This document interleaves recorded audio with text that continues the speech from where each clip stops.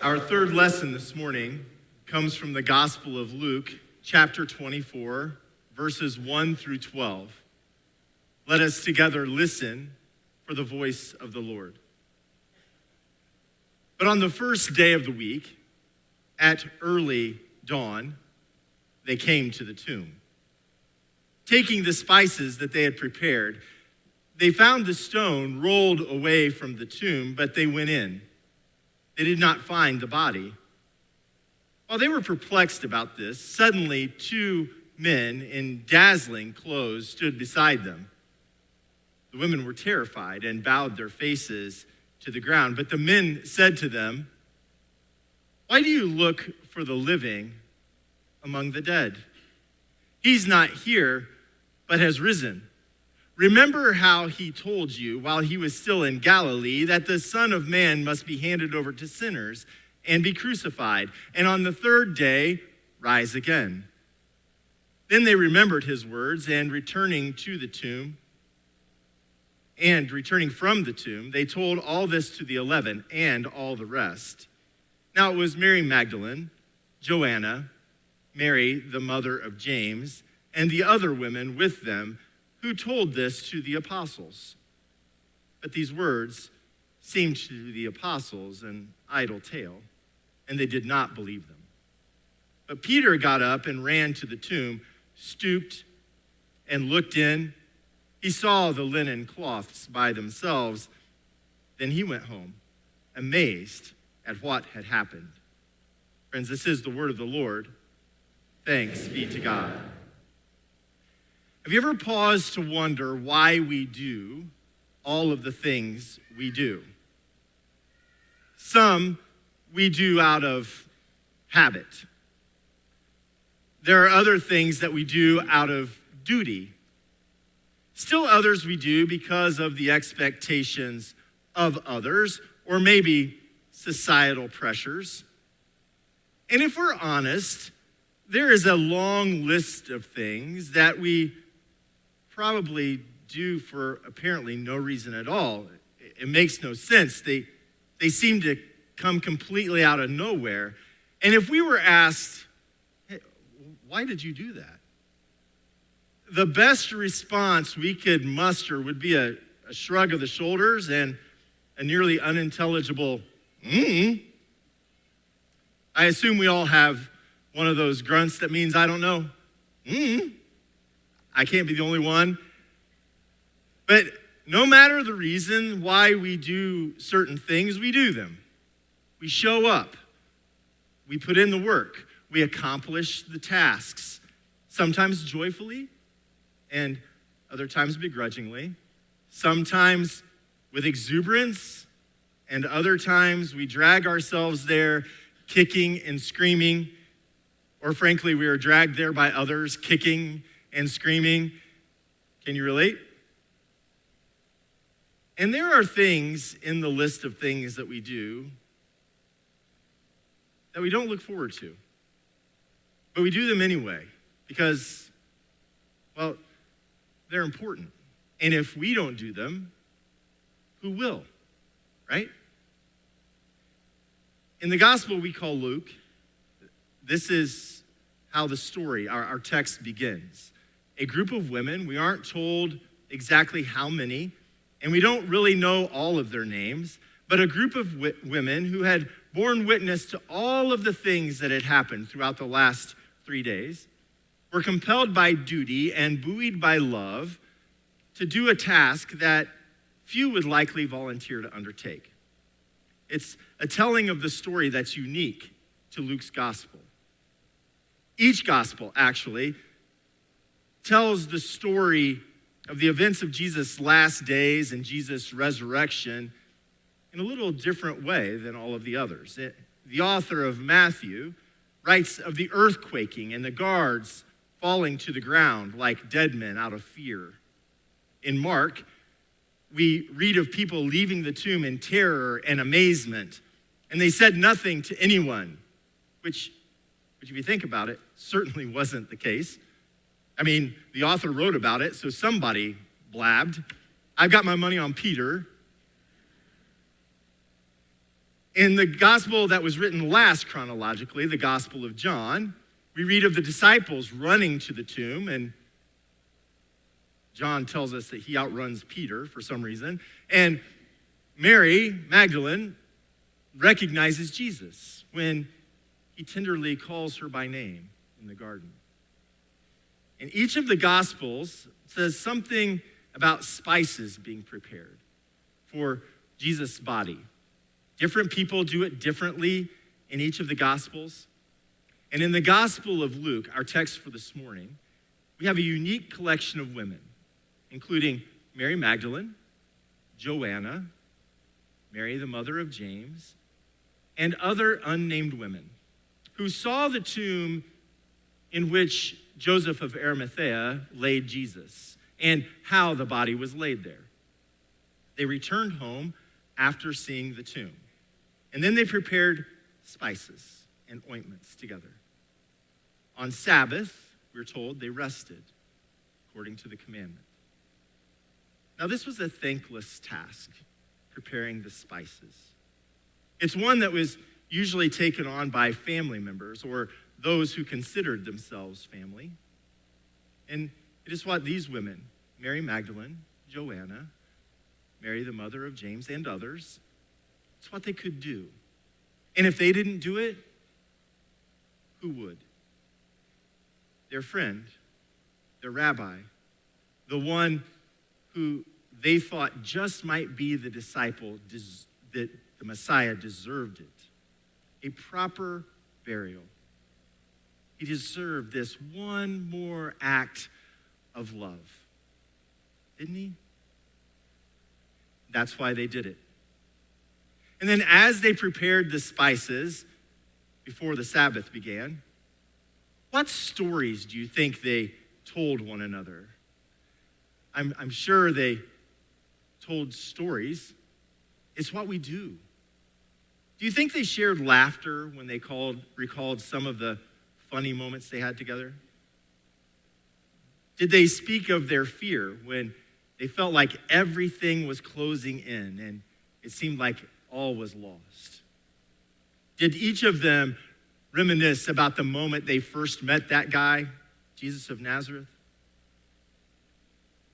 Maybe Mary of Magdala, Mary the Tower, cried when she recollected the time that she was delivered from delirium by the one who lovingly called her by name.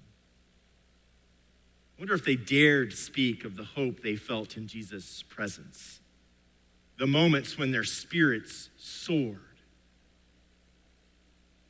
I bet they got quiet when they talked about what they would miss the most about him. Yeah. I think they told stories as they got the spices ready. Preparing these spices was love in action. We have a lot to learn from these women. We are then told by the author of the Gospel of Luke that the day after the Sabbath, these same women, Mary, Joanna, Mary, the mother of James, they took the spices they had prepared and they went to that tomb. Now here's where the story gets really interesting. The reason why we're all here today. The women were perplexed, we're told, when they saw that the stone had been moved away from the tomb and that the tomb was empty. They were perplexed, not afraid, not particularly worried, perplexed.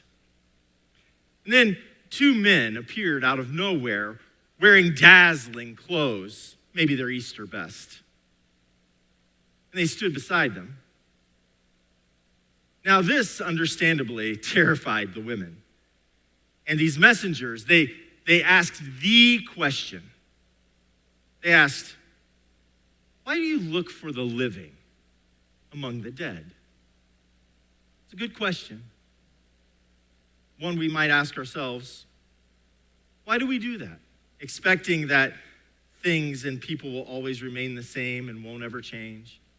Trying to hold on to things to the way they've always been or the way we've always done them, clinging to older versions and visions of ourselves, limiting our own possibilities.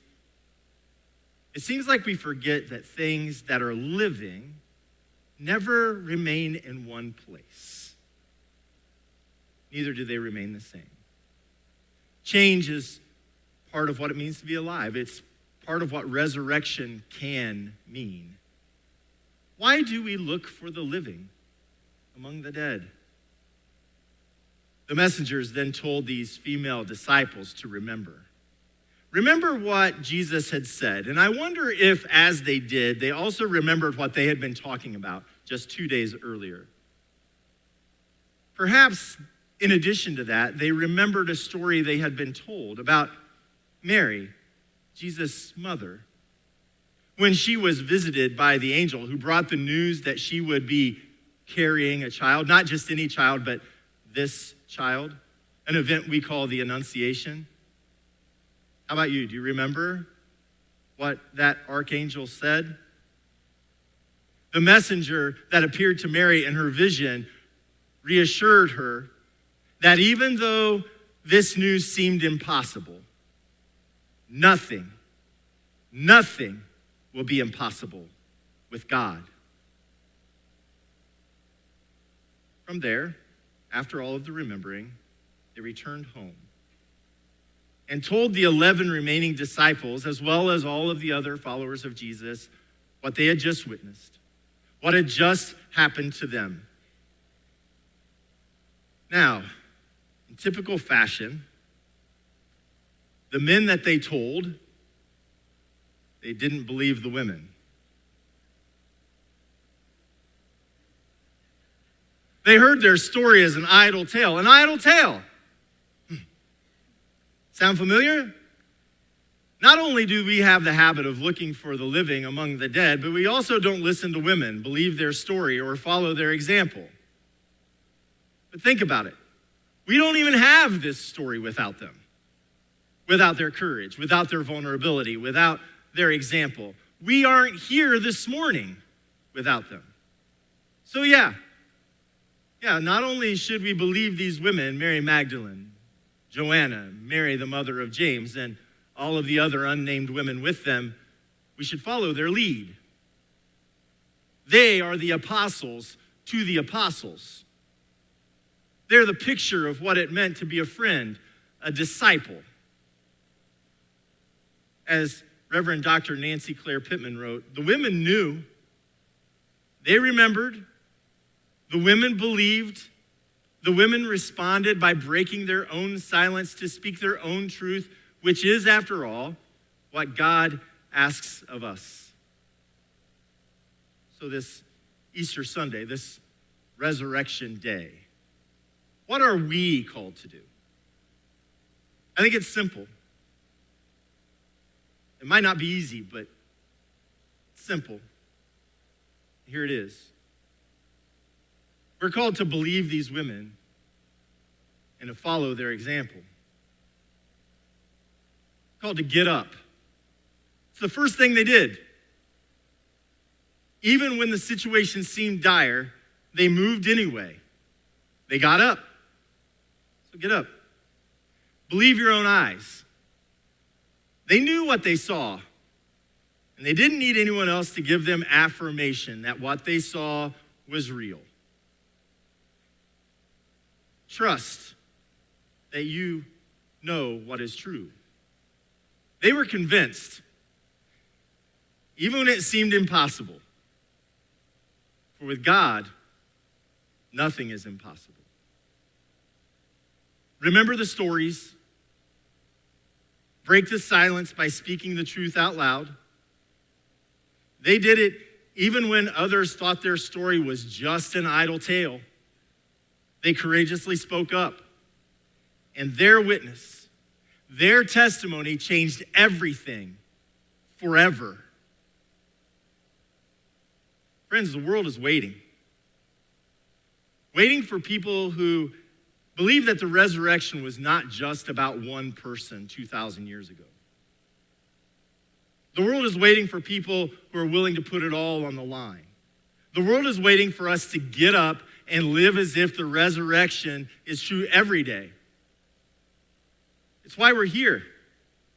And the promise of the resurrection pulls us forward into a future that we may not be able to imagine, but it's one in which we can be certain that we will not be alone.